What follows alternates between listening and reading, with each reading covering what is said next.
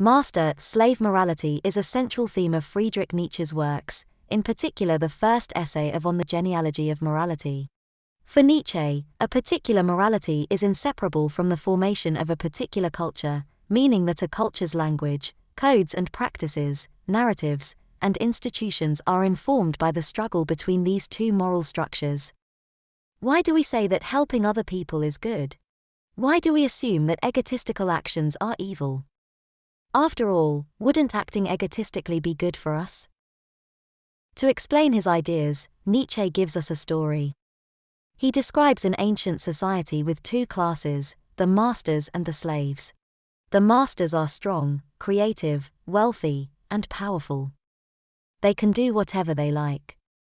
They love themselves and see themselves as good. They name the opposites of themselves, the weak and feeble, as bad. Being bad is just how a person is, they didn't choose to be that way, they're just losers. The slaves are less well off. Oppressed by the masters, they cannot do what they like. They are weak, poor, and resentful. They initially view themselves as bad, as the masters do, because they lack the concepts to do otherwise. However, Nietzsche suggests that after some time, a slave revolt occurs. This is not a physical revolution, as the slaves are too weak for that kind of revenge, but a moral one. In this revolt, the slaves decide that they can only endure their suffering if they redefine it as both being good and a choice. The slaves begin to praise the meek, the poor, and those who are unable to end their suffering. The masters are dubbed evil for choosing to be wealthy, powerful, and capable. The slaves become good for being the opposite of the masters. This gives them the psychological strength to carry on and allows them to get back at the masters by undermining the value system that encouraged them to exhibit their strengths. The master morality involves those with strengths of both mind and body seeing themselves as good. It values things like wealth, glory, ambition, excellence, and self-actualization. It affirms life and everything in it. Since the master morality is favored by the powerful or those with some strength, its followers are few. However, those few are unconcerned with the disapproval of the many. This also means the masters are creative, as they have no desire to follow a prescribed life plan and are willing to experiment with new life choices that suit them despite widespread disapproval. An example of a morality that tends towards this would be that of the ancient Greeks. Aristotle's ethics, for example, pay no mind to the poor and praise the powerful man who can live life fully.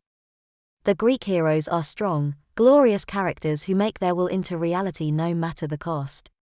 On the other hand, the slave morality condemns the strength that the hated masters possess and praises the weakness that they have. It is this act, the transvaluation of values, that Nietzsche sees as the key achievement of the slave revolt. He even praises it as an act of brilliance which succeeded in dominating Western thinking for 2,000 years. After this revolt, things that the masters had were considered evil because the slaves used to lack them and the lack was made into something good. For example, chastity was praised because the people writing the moral code couldn't get the sex they wanted. Humility was held to be a virtue because they had nothing to be proud of. Endless generosity was praised because they needed help themselves. The slave morality is sour grapes made into a value system. Of equally great importance to Nietzsche is the idea that the slave morality, under any guise, couldn't stand any competing moral systems existing. Nietzsche claims that this is motivated by fear of what unchecked masters might do. This leads to plans to take power, attempts to bring down the strong in the name of equality, the suppression of the minority who follow other moralities, the creation of stories about hell to terrify people into compliance, and the claim that the slave morality and way of life must apply to everyone. Nietzsche thought the purest existing form of the slave morality was to be found in Christ's teachings and explained that the Beatitudes best expressed the morality's core ideas.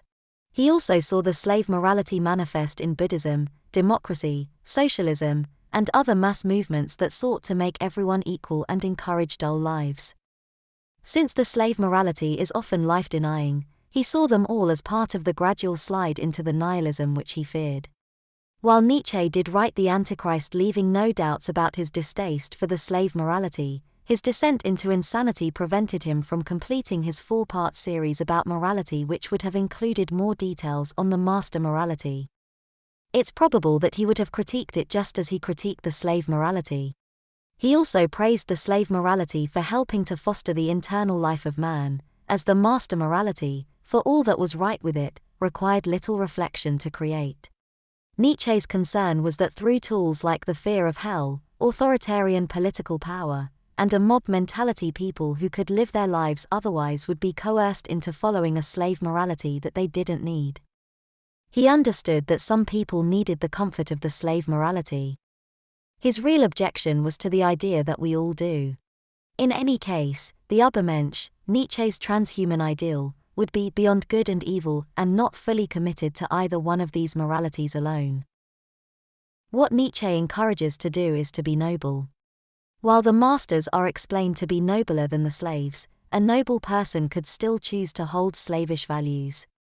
Jesus Christ, who Nietzsche saw as a proto-Übermensch, is given as an example of how that is possible. The noble person will see their life as a project, in which they choose their own goals and drive towards them no matter what society, dogma, or the unwashed masses think. They are not afraid to have their worldview challenged or to take actions which they know are going to lead to them changing and growing as people. Nietzsche's Superman, also known as the Übermensch, is the embodiment of the noble way of life. In a sense, Nietzsche's often shocking writings can be seen as a hand extended to those of noble temperament. Only the people willing to have their worldviews challenged are going to read them at all.